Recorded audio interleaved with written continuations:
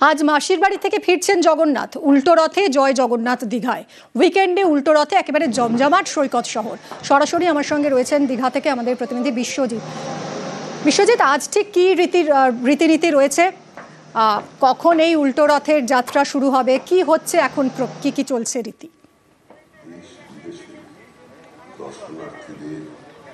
একদমই, এই মুহূর্তে আমরা জগন্নাথ দেবের মাসির বাড়িতে রয়েছে, একেবারে সমুদ্র সৈকতের ঠিক পাশেই রয়েছে মাসির বাড়িতে। সেই ছবিটাই দেখাবো যে নতুন এই মাসির বাড়ি নির্মিত হয়েছে জগন্নাথের দীঘাতে যে পুরনো মন্দির রয়েছে তার পাশেই এই মাসির বাড়ি। আমরা একটু দেখাতে বলবো আমার ক্যামেরা সহযোগী কাঞ্চনকে যে এই মুহূর্তে ভোগ শুরু হয়েছে মাসির বাড়িতে, জগন্নাথ দেবের ভোগ শুরু হয়েছে এবং এই ভোগের পর্ব চলবে। তারপর মন্দিরে প্রসাদ এবং তারপর এই মন্দির থেকে জগন্নাথ দেবকে নিয়ে যাওয়া হবে পাহান্ডি বিজয় করে জগন্নাথ বলরাম সুভদ্রাকে রথে।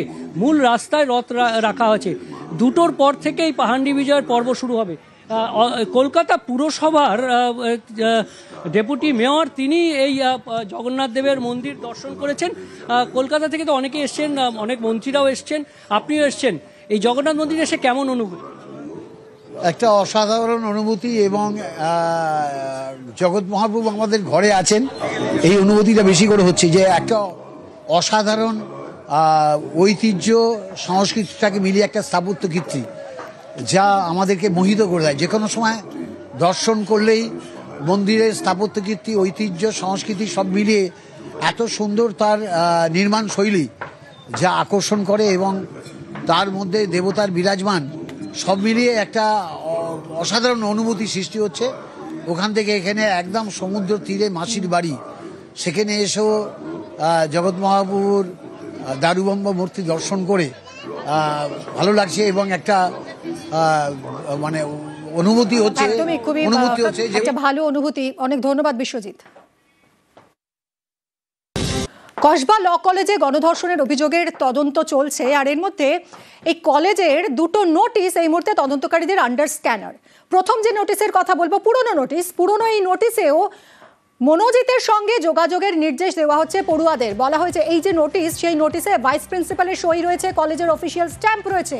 সেই নোটিশে কি বলা হয়েছে? বলা হয়েছে পড়ুয়াদের যদি কোনো বিষয় জানতে হয় তাহলে তারা যেন মনোজিৎ মিশ্রর সঙ্গে যোগাযোগ করে। কখন এই নোটিশ দেওয়া হয়েছে? যে সময় মনোজিতের নামে অলরেডি 11টা এফআইআর দায়ের হয়েছে, যার মধ্যে 4টে আবার শ্লীলতাহানি। সেই মনোজিতের সঙ্গে পড়ুয়াদের মনোজিতের থেকে পরামর্শ নেওয়ার কথা বলছে কলেজ কর্তৃপক্ষ। এই নোটিশটা নিয়ে কিন্তু তদন্তকারীরা এই মুহূর্তে ভাবনা চিন্তা করছেন। রৌনকের কাছ থেকে আরো একটু বিশদে জানি। রৌনক, এই নোটিশ তদন্তে কতটা গুরুত্বপূর্ণ?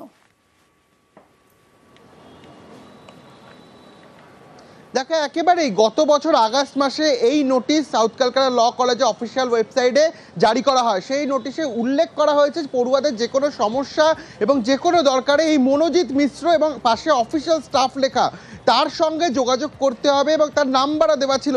কারা এই জারি করেছে? বর্তমান যিনি ভাইস প্রিন্সিপাল নয়না চ্যাটার্জি, তিনিই কিন্তু এই বিজ্ঞপ্তি জারি করেন, এবং অফিসিয়াল ওয়েবসাইটে বিজ্ঞপ্তি দেওয়া হয়। এবং কোন সময় বিজ্ঞপ্তি জারি করা হয়? ঠিক তখন মনোজিৎ মিশ্রর বিরুদ্ধে 11টি এফআইআর ছিল, এবং তার মধ্যে 4টি শ্লীলতাহানিরও অভিযোগ ছিল। সেই সময় কারা এই সিদ্ধান্ত নেয়, অর্থাৎ কলেজের পরামর্শদাতা হিসেবেই মনোজিৎ মিশ্রকেই কিন্তু ফার্স্ট প্রায়োরিটি দেওয়া হয়েছিল। যেখানে কিনা গভর্নিং বডির যে মিটিং, সেই মিটিংয়ে আদতে মনোজিৎ মিশ্রের বিরুদ্ধে কেউ কোনো অভিযোগ করেছিল কিনা, এবং সেই অভিযোগ যদি কেউ করে থাকে তার বিরুদ্ধে কোনো রকম পদক্ষেপ নেওয়া হয়েছিল কিনা, সেটাই কিন্তু তদন্তকারী আধিকারিকরা খতিয়ে দেখছে। গত 2 দিন আগেই এই মর্মে যে গভর্নিং বডি রেজিস্টার বুক, সেই রেজিস্টার বুকও বাজেয়াপ্ত করা হয়েছে। তাহলে গত বছর আগস্ট মাসে কিভাবে এই মনোজিৎ মিশ্রকেই পরামর্শদাতা হিসেবে কলেজ কর্তৃপক্ষ বেছে নিল, এবং তার সঙ্গে যাবতীয় বিষয় স্টুডেন্ট এনকোয়ারি সংক্রান্ত পড়ুয়াদের বলা হয়েছে যে তাকে যোগাযোগ করতে। কার সুপারিশে এই বিষয়টি সামনে আসলো, এবং আদতে যখন তার নামে 11টি এফআইআর ছিল কোনো রকম অভিযোগ এই গভর্নিং বডিতে দায়ের হয়েছিল কিনা, গোটা বিষয়টি কিন্তু খতিয়ে দেখা হচ্ছে। একদমই সঙ্গে থাকো রৌনক।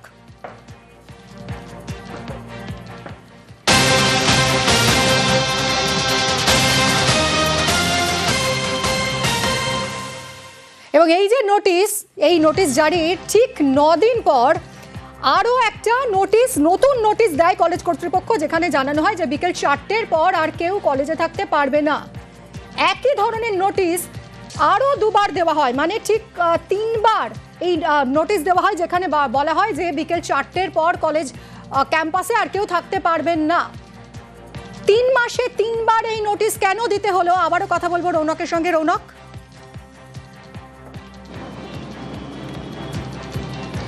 দেখো একেবারেই গত বছর আগস্ট মাস, সেপ্টেম্বর মাস এবং নভেম্বর মাস 3 মাসে 3খানা নোটিশ কলেজ কর্তৃপক্ষ জারি করে এবং সেখানে কি লেখা থাকে যে 4টের পরে কলেজ প্রেমিসেসে কোনো পড়ুয়া থাকতে পারবে না এবং যদি কেউ থাকে তাদের বিরুদ্ধে স্ট্রিক্টলি অ্যাকশন নেওয়া হবে। তারপরেও দেখা যায় 4টের পরেই কিন্তু এই মনোজিৎ এবং তার যে দলবল তাদের একটা আধিপত্য ছিল এই কলেজে এবং যে ঘটনাটি ঘটেছে সেটাও বিকেল 4টের পরে, যার জেরে কিন্তু পুলিশের তরফ থেকে বিকেল 4টের পরে যারা যারা এখানে ছিল সেই 17 জনকে জিজ্ঞাসাবাদও করা হয়েছিল এবং বিকেল 4টের পরেই যে ক্লোজ সার্কিট ক্যামেরার ফুটেজ তা ইতিমধ্যে সংগ্রহ করা হয়েছে।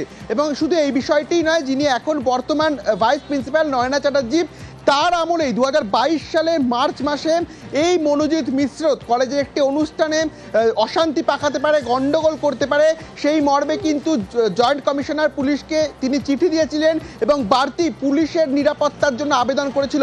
অর্থাৎ এই যে মনোজিতের দাদাগিরি তার দীর্ঘদিন ধরে এই কলেজে বর্তমান, তাই কিন্তু এই নোটিশগুলো একটা কার্যত প্রমাণ দিচ্ছে। 2022 থেকে 2025 পরপর এরকম ধরনের যে দাদাগিরি তা মনোজিৎ করে এসছে, এমনটাই কিন্তু মাথা ব্যথার একটা কারণ হয়েছিল। তাহলে যদি কলেজ কর্তৃপক্ষ এই বিষয়টি সম্পর্কে অবগত ছিল, কেন তারা কোনো পদক্ষেপ নিল না, কেন পুলিশে জানালো না, তার পরিবর্তে তাকেই পরামর্শদাতা করে নিল? একদমই তাই, এগুলোই এখন তদন্তকারীদের ভাবাচ্ছে। অনেক ধন্যবাদ রৌনক।